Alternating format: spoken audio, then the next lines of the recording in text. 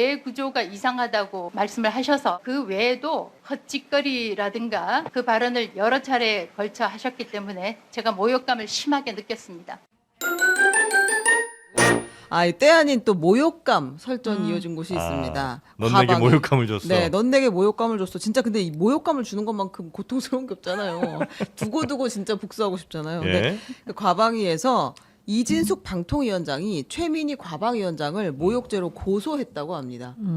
본인이 왜 고소했는지도 설명하거든요. 네. 서로 모욕감을 느꼈다고 이야기하는데 한번 그래요? 들어보겠습니다. 성착취, 성노예 사건입니다. 강제적이었냐는 것에 대하여 답변도 못하고 그 순간에 제가 느낀 민족적 모욕, 이루 말할 수 없었습니다. 그래서 그 뇌구조가 이상하다는 뜻은 정말 생각 패턴이 이상하다. 뇌 구조가 이상하다고 말씀을 하셔서 그 외에도 헛짓거리라든가 그 발언을 여러 차례 걸쳐 하셨기 때문에 제가 모욕감을 심하게 느꼈습니다.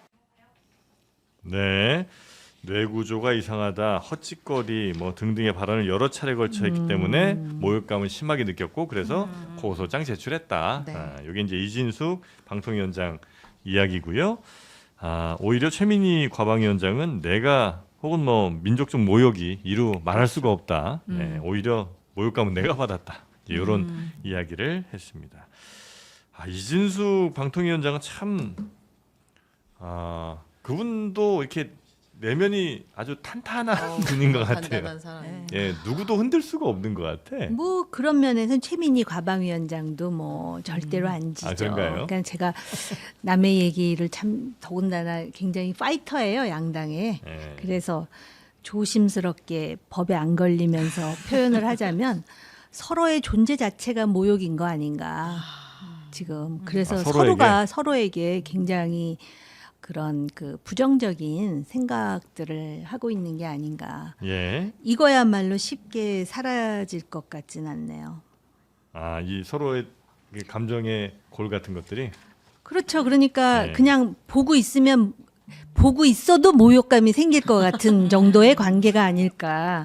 얼굴만 네. 봐도 서로가 지금 그런 상황 아닌가. 어, 근데 사실은 이게 정치가 제가 요새 그 얘기를 너무 많이 하고 다니는데요. 과거에 김대중 전 대통령께서 악마와도 대화는 필요하다 이런 얘기를 했고 특히 정치권에서는 그게 필요할 것 같아요. 근데 네. 우리 지금 정치권 상황을 보면은 아예 정당이나 정파가 다르면 대화를 안 하는 것 같은 수준으로까지 올라온 것 현재 같아요. 그렇죠. 과거에는 안 그랬어요. 저도 민주당 여성 의원 중에 친한 분들 많았어요. 네. 그래도 생각이 달라도 네. 이거는 그런데 이제 그 생각의 문제를 넘어서는 것 같아요. 근데 그건 누가 만든 걸까요? 예를 들면 그렇게 저 상대 정당이랑 아예 얘기도 안 하고 훨씬 더 강한 목소리를 내는 사람이 당내에서 더 인기를 받고 당원들이 더 좋아하고 사람들이 더 많이 뽑아준다면 그 책임은 어차피 뽑아주는 사람들, 왜냐하면 그 사람들은 당선되고 싶은 사람들이니까. 아니 그렇게 해서 뽑아줬다 하더라도 네. 결국은 국민을 대리해서 문제를 해결하기 위해서는 상대와 대화를 해야 되는데 네, 그들의 책임이라고 그만큼 보시는구나. 이 마음의 넓이가 아주 그냥 좁은 거지, 그렇잖아요. 이게 그 과거에 그 우리가 이제 뭐 정치 10단이라고 하는 그리고 사실 뭐 그분의 정치적 정향이나 이걸 제가 다 동의하지도 않고 비판하기도 하지만 지금 그 박지원 의원 같은 분들 보면은 대화를 하잖아요. 예. 그 대화가 중요하거든요. 그 결국은 자신의 권력을 쟁취하라고 국민들이 세금 내가면서 저기 하는 것이 아니라 네. 결국은 중요한 국정 운영에 있어서 정치적인 문제를 해결하라라고 뽑아주는 거면 네. 거기에 그 사명에 맞게 해야지.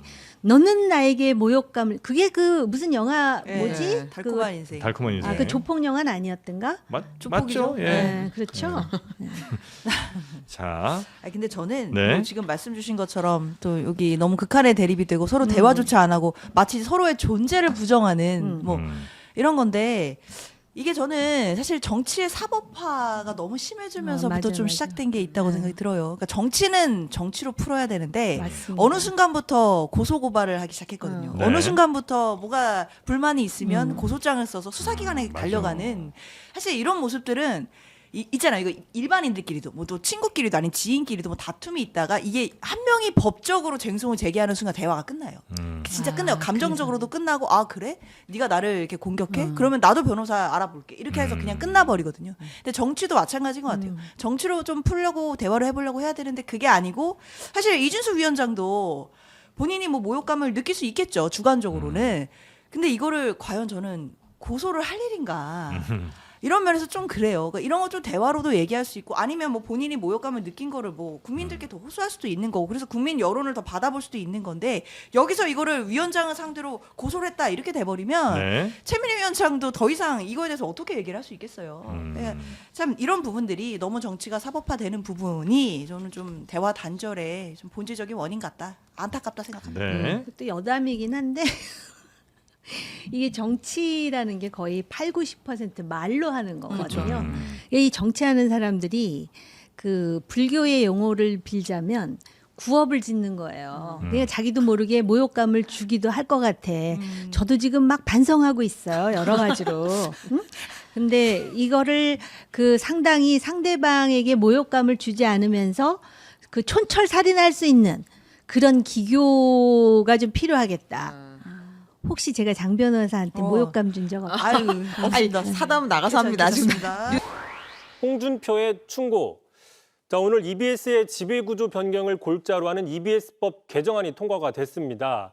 자, 윤석열 정부 들어서 거부권에 막혔던 이른바 방송 3법이 사실상 모두 본회의에서 처리가 됐는데 자, 오늘 이 과정에서 이 법을 주도했던 최민희 과학기술문화방송통신위원장과 이 법에 강력하게 반발을 했던 이진숙 방송통신위원장이 그 상반된 모습이 한 장면으로 잡힌 게 있습니다. 예. 눈길을 끌었는데 잠깐 보시면요. 자, 이진숙 위원장이 저렇게 국무위원석에 사실상 혼자 앉아서 표결을 보고 있는데 본회의장이네요. 본회의장입니다. 바로 그 뒤에서 저렇게 표결을 하고 환하게 웃으면서 나오는 최민희 위원장의 모습이 같이 잡힌 겁니다. 상당히 예. 대조적인 모습이죠. 예. 자, 이진숙 위원장은 물러나지 않겠다는 뜻을 여러 차례 밝혔잖아요. 본인이 버티면 어떻게 할 수는 없는 거죠. 그렇습니다. 참고로 방송통신위원회라는 그 조직은 5인 체제인데 현재는 이진숙 위원장 한 명만 있는 1인 체제입니다. 자, 사실상 업무를 할 수 없는 상태인 것이죠. 자, 그런데 민주당 입장에서는 위원들을 충원해주는 대신 방송통신위원회를 폐지하고 새로운 기구를 신설하는 방안을 추진 중입니다. 만약에 이 법이 빠르게 9월에 통과가 되면은 이진숙 위원장의 직은 자동적으로 상실이 되게 되는 겁니다. 예. 자, 그러자 이제 홍준표 전 시장이 이렇게 얘기를 했습니다. 자, 정무직이나 공공기관장은 정권이 바뀌면 스스로 물러나는 게 맞다. 자, 정권이 바뀌었는데도 자리를 지키면서 코드가 다른 새 정권의 목리를 부리는 모습은 바람직스럽지 않다라고 얘기를 했는데 물론 이 글에 주어는 빠져 있지만 이진숙 위원장의 태도를 비판하는 게 아니냐 이런 분석이 나오고 예. 있습니다. 이슈의 제목이 홍준표의 충고였는데 마지막에 나왔네요. 왜 충고인지 알 것 같습니다.